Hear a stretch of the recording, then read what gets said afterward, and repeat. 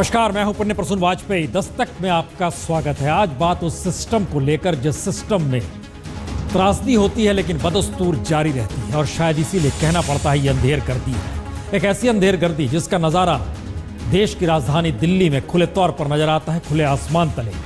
3 तस्वीरों को देखिए। ये 3 तस्वीरें बहुत कुछ बयां करती है। एक तस्वीर इंडिया गेट जैसी जगह पर खुदकुशी, दूसरी तस्वीर दिल्ली में एक जगह पर बक्से में बंद मौत, 2 बक्से और उसके भीतर नवविवाहित जोड़े की मौत, और तीसरा दबंगई में हत्या। ये कैसी दबंगई जिसको लेकर शायद पूरी दिल्ली के भीतर अपने तरीके से किसी की भी रूह कांप जाए। क्या इस देश के भीतर अब संयम बचा नहीं, धैर्य बचा नहीं?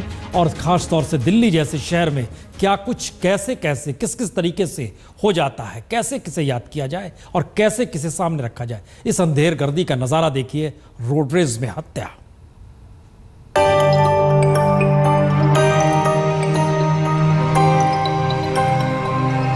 भीड़ से कट के न बैठा करो तन्हाई में, बेख्याली में कई शहर उजड़ जाएंगे। पता नहीं निदा फाजली ने क्या सोचकर दिल्ली के बारे में ये लिखा, क्योंकि बढ़ती फैलती दिल्ली ने पूरे देश को ही इस दौर में आगोश में तो ले लिया, लेकिन जो भीड़ से जुड़ा मौत ने बिना देर किए उसे दबोच भी लिया। हर दिन सड़क पर मौत का सिलसिला दिल्ली में बढ़ता जा रहा है। हर दिन हत्या की तादाद बढ़ रही है। दफा 302 और दफा 307 दिल्ली में इतनी छोटी दफा है कि तकरीबन 1.25 लाख केस पुलिस थानों से निकलकर अदालतों में हत्या को लेकर ही चल रहे हैं। लेकिन दिल्ली ना तो थकने वाला शहर है ना रुकने वाला, इसीलिए दिल्ली में मातमी हवाएं भी आक्रोश में लहराते हुए निकलती हैं। गुस्सा किससे और किस हद तक, ये एहसास तुर्कमान गेट पर जब बीती रात दिखाई दिया तो हर कोई इस सदमे में आ गया। किसी ने नहीं देखा, मेरे बाप के घूसे मारे, धज्जियां कर दी। जिस तुर्कमान गेट को 40 बरस पहले दुनिया ने इसलिए जाना क्योंकि दिल्ली सफाई के नाम पर संजय गांधी ने इमरजेंसी के दौर में यहाँ बुलडोजर चलवा दिया था, और संयोग से 1976 में अप्रैल का ही वो महीना था जब पुलिस ने यहाँ गोलियां बरसाई थी, तो समूचा तुर्कमान गेट एकजुट होकर इमरजेंसी के दौर में भी सत्ता से 2-2 हाथ करने निकल पड़ा था। लेकिन रविवार की रात इसी तुर्कमान गेट पर मोटरसाइकिल चला रहे शहनवाज को इसका जरा भी एहसास न था कि जो तुर्कमान गेट 4 सदियों से दिल्ली की सत्ता का प्रतीक भी बना रहा और सत्ता की हिफाजत के लिए भी जाना जाता रहा, उसी तुर्कमान गेट पर उसकी हत्या उसके 2 बच्चों के सामने कर दी जाएगी। अरे मेरा बच्चा! शहनवाज घर से बच्चों को लेकर तुर्कमान गेट तक तफरी के लिए ही निकला था। तुर्कमान गेट से आगे जाने का इरादा भी नहीं था, और पीढ़ियों से तुर्कमान गेट के भीतर रह रहे शहनवाज को जिंदगी हमेशा महफूज लगी थी। शहनवाज ही नहीं बल्कि वॉल्ड सिटी यानी दीवारों में बंद शहर के तौर पर पुरानी दिल्ली की पहचान तुर्कमान गेट से ही शुरू होती है, और जब दिल्ली का नाम भी दिल्ली नहीं पड़ा था तभी से तुर्कमान गेट सीना तान कर अपनी हद में लोगों को जोड़े रखता था। लेकिन कब दिल्ली की आधुनिक हवा का जहर वॉल्ड सिटी के भीतर उस युवा पीढ़ी के भीतर घुसा, और कब उसने सत्ता की ताकत तले संयम खोया, इसका एहसास तुर्कमान गेट के भीतर रहने वालों के इस गुस्से ने उबाल भर कर दिखला दिया, जतला दिया। जिन लोगों पर इस बर्बर हत्या के आरोप हैं वो सब के सब कथित दबंग हैं। हालांकि उनमें से एक वसीम की गिरफ्तारी हुई और इलाके में लोगों का गुस्सा फूट पड़ा। विधायक असीम मोहम्मद खान के साथ छपी तस्वीरों को लेकर घेर घेर कर यह लोग दिखला रहे हैं, गुस्से में लहरा रहे हैं। इलाके के विधायक के साथ ही आरोपी बदमाशों की बैठक होती है। रात को 4 बजे हमें आसिम खान ने उठवाया है कि अगर ये सुबह तक नहीं पकड़ा ना तो तुम्हारे साथ कल मैं भी बैठूंगा। तो क्या राजनीतिक सत्ता के नशे के आगोश में तुर्कमान गेट में बेखौफ हत्या हुई? क्योंकि दरियागंज पुलिस थाना तो हत्या की जगह से फरलांग भर की दूरी पर है, फिर भी हत्या हुई। हंगामा मचा। पिता को मरते देख 2 बच्चे बिलक बिलक कर रोए। लोगों ने शोर मचाया, लेकिन हत्यारे बेखौफ थे। शहनवाज की मोटरसाइकिल ने कार से खरोंच क्या लगा दी, इसे भी बर्दाश्त कार वाले कर नहीं पाए, और जो 3 से 4 लोग अंदर सवार थे निकलकर शहनवाज पर टूट पड़े। उनमें से एक व्यक्ति हैं वसीम, उसको ऑलरेडी हमने गिरफ्तार कर लिया है, बाकी 4 को जो है ढूंढा जा रहा है। अब दिल्ली पुलिस सीसीटीवी फुटेज देख रही है। उसने ईमानदारी से कल रात कुछ देखा होता तो शायद शहनवाज की हत्या ना होती। लेकिन सवाल अब सिर्फ पुलिस वालों के देखने भर का नहीं, बल्कि दिल्ली के मिजाज की बात भी हो चली है, जो बात बात पर उबल पड़ती है। और किस बात पर आपकी मौत की खबर घर पहुंच जाए कोई नहीं जानता। गालिब भी इसी तुर्कमान गेट से महज 1 मील की दूरी पर ही तो रहते थे, जो दिल्ली को देखकर बार बार कहा करते थे, रोज इस शहर में एक नया हुक्म होता है। कुछ समझ में नहीं आता कि क्यों होता है। पुनीत शर्मा के साथ चिराग गोटी, दिल्ली आज तक। मुश्किल वाकई ये नहीं है कि इस शहर में रोज एक नया हुक्म होता है, मुश्किल इस देश की भी है। हम लौटेंगे इस खबर को लेकर भी कि क्या माँ बाप का कहना है, बच्चों का कहना है, नेताओं का क्या कहना है। लेकिन उससे पहले इस देश के भीतर मरते किसानों की सुध कौन ले रहा है? हर को चाहिए किसान की जमीन।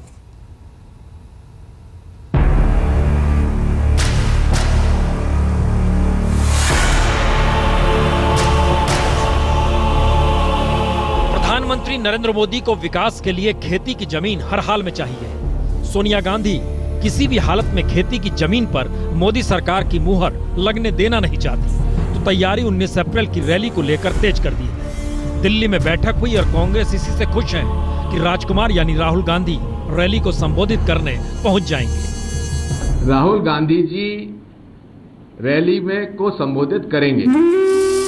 लेकिन सवाल ना तो राहुल का है ना मोदी के विकास के अबूझ मंत्र का, सवाल तो किसान का है।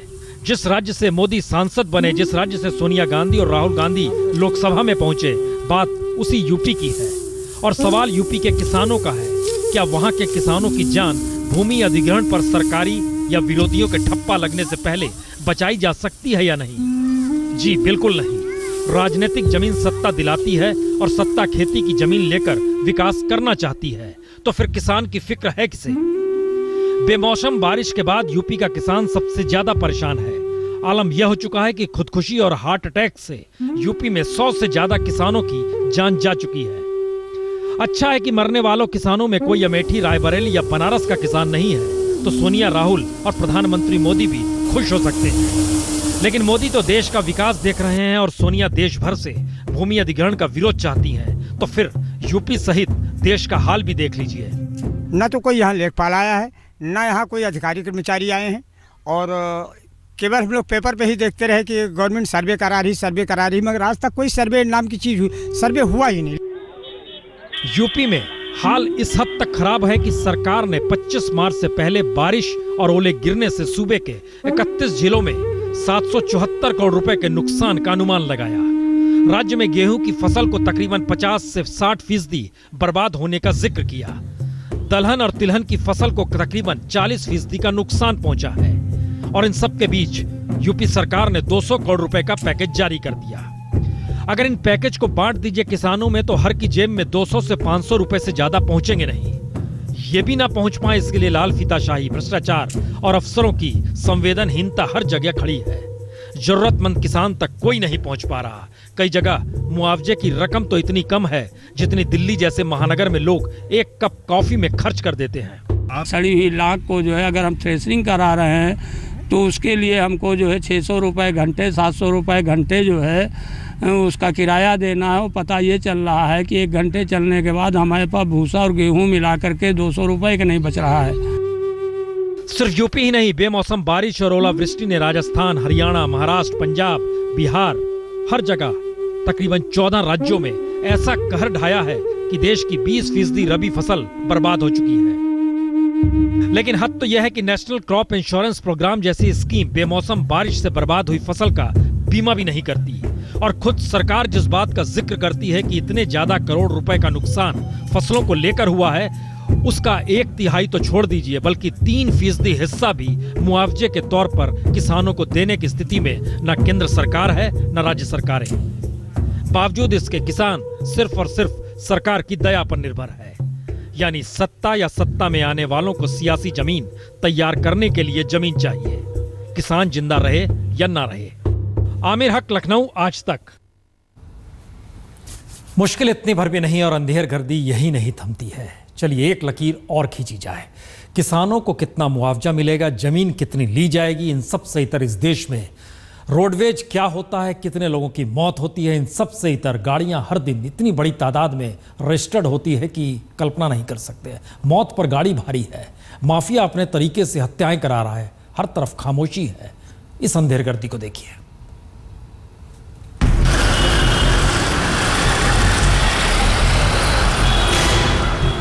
1,09,500, जी ये आंकड़ा मौत का है। सिर्फ साल भर के भीतर 1 लाख से ज्यादा मौत सड़क पर हो गई और साल भर के भीतर ही देश भर में तकरीबन 20 लाख से ज्यादा नई गाड़ियां सड़क पर उतर आई।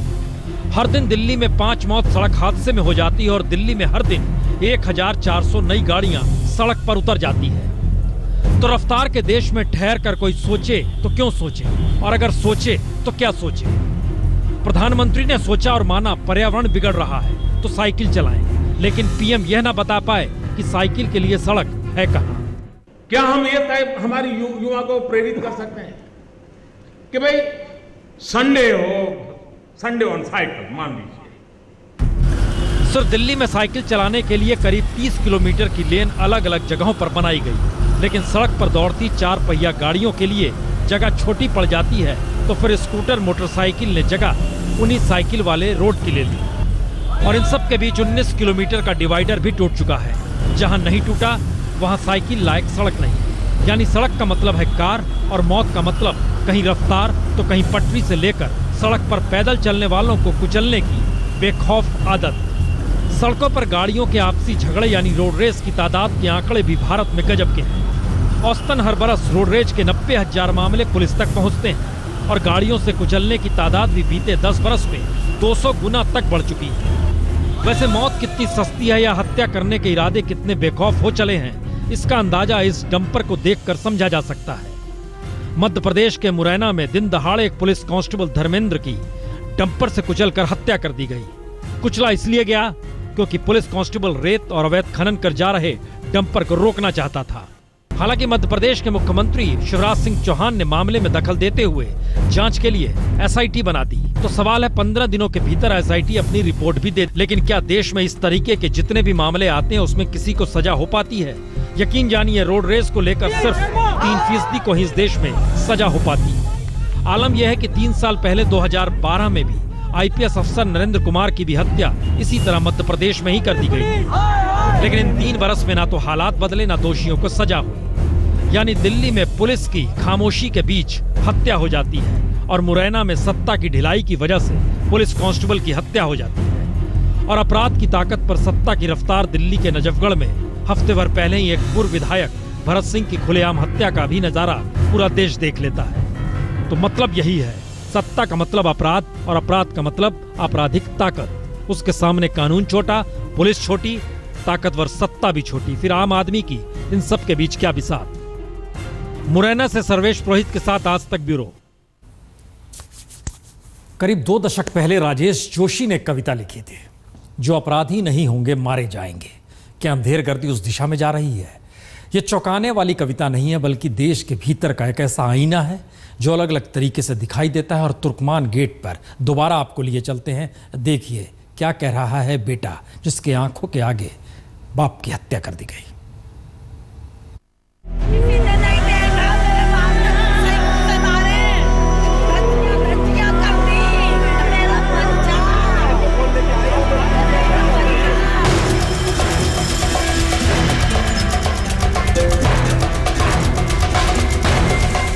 गाड़ी का पीछे वाला वो मेड गार्ड होता है, वो उनकी आगे की हेडलाइट से लगा हुआ था। तो उन्होंने कहा कि गाड़ी पीछे ले लो, तो अब्बू ने कहा कि गाड़ी पीछे नहीं होगी, जगह नहीं है, तुम आगे ले लो। तो उन्होंने उतर के मारा।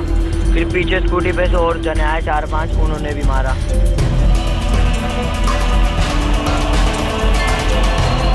किस चीज से मारा उन्होंने? हाथ पैरों से मारा। हाथ पैरों से मारा। उन लोगों ने क्या शराब भी पी हुई थी? जी, ड्रिंक कर रहे थे। पुलिस वाले भी तो नहीं आए, कोई नहीं आया। और अच्छा, मैं छोटा भाई और फादर, 3 लोग थे तुम लोग।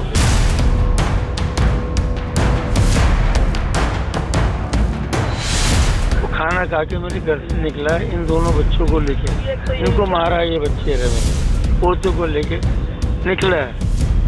ये कहते हैं ज्यादा खाली स्कूटर कार थी पर मारना चाहिए। पुलिस वाले खड़े में ये कह रहे हैं अंकल हमारे अब्बू को मार रहा है, पुलिस वाले मार रहे हैं।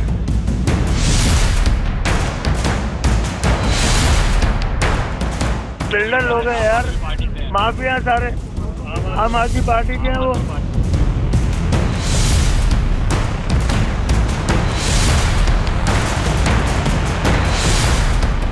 नकली है वो, ऐसे ही उठा करके ले आए उसको, इसमें किया है। एक को लिया है ना, मेरे पोते को दिखवा दो, ये पहचान लेगा। एक को लिया है ना तो इसको अंदर दिखवा दो कि हाँ ये मैं मान लूंगी। एक को लिया, चारों खुद आ जाएंगे। कम से कम हमें भी यकीन आया ना, मेरे पोते जवान है, ये देख के पसंद कर लेंगे ना, पहचान लेंगे ना कि हाँ यही था। जब ये पोस्टर देखा इन्होंने कि ये तीनों है तो रूबरू भी देख लेंगे। ये हम तो बदला चाहते हैं। संवेदनहीनता लगातार बढ़ रही है, धैर्य खत्म हो चला है, संयम बचा नहीं, आक्रोश हर चेहरे पर है, गुस्सा हाथों में है, कोई क्या करे। लेकिन आइए इन सब से इतर लौटते हैं उस राजनीतिक सत्ता की तरफ जिसका कमल पूरे देश में खिल रहा है, लहरा रहा है। आज ही के दिन बीजेपी बनी थी। 6 अप्रैल 1980 यानी 35 बरस पहले जब भारतीय जनता पार्टी की स्थापना हुई तो पार्टी के दिग्गजों में यही 3 बड़े नाम थे, अटल बिहारी वाजपेयी, लालकृष्ण आडवाणी और मुरली मनोहर जोशी। संयोगवश यही तीनों पार्टी के पहले, दूसरे और तीसरे अध्यक्ष भी रहे। वक्त बीता तो बीजेपी बदली। 35 बरस बाद पार्टी की कमान उन 2 हाथों में है जो 1980 में बीजेपी के साथ जुड़े ही नहीं थे। प्रधानमंत्री नरेंद्र मोदी और पार्टी अध्यक्ष अमित शाह। संयोग देखिए, 1980 में जिस वक्त बीजेपी की स्थापना हो रही थी उस वक्त नरेंद्र मोदी बतौर संघ प्रचारक वडोदरा के इसी केशव निकेतन के एक छोटे से कमरे में रहते हुए संघ का प्रचार कर रहे थे और अमित शाह की उम्र तो महज 14 बरस की थी, जिन्होंने संघ की शाखाओं में जाते हुए संघ को समझना शुरू किया था। लेकिन आज जब बीजेपी की स्थापना दिवस मनाई गई तो दिग्गज दरकिनार थे। अटल जी बिस्तर पर हैं, मुरली मनोहर जोशी हाशिए पर और लालकृष्ण आडवाणी सम्मानित होते हुए भी, सक्रिय होते हुए भी न्योता उन्हें नहीं मिला। सूत्रों के मुताबिक आडवाणी को स्थापना दिवस कार्यक्रम में बुलाया ही नहीं गया। अलबत्ता पार्टी के अध्यक्ष भावी नेताओं को राजनीति का पाठ पढ़ाते दिखे तो विरोधियों पर निशाना साधते भी दिखे। आज इस पार्टी में ऐसी स्वतंत्रता है, बूथ के मंत्री नाते काम करने वाला एक सामान्य कार्यकर्ता इस पार्टी का राष्ट्रीय अध्यक्ष बन सकता है। आडवाणी की उपेक्षा बेंगलोर में नरेंद्र मोदी की रैली के दौरान भी दिखी थी, जहां मोदी और अमित शाह का सम्मान तो हुआ लेकिन आडवाणी का नहीं। बीजेपी ने पहला चुनाव लड़ा था तो लोकसभा में सिर्फ 2 सीटें हासिल की थी, आज 282 सीट है। तो क्या सफलता के दर्प में चूर पार्टी के नेताओं ने दिग्गजों की उपेक्षा कर खुले तौर पर उनके रिटायरमेंट का ऐलान कर दिया, या फिर बीजेपी अब इतनी युवा हो चली है कि उसे स्थापना दिन तो याद रहा लेकिन स्थापना करने वाले नहीं। पहली बार 25 साल 30 साल के बाद एक ही पार्टी को बहुमत मिलना तो सचमुच में मेजर अचीवमेंट है।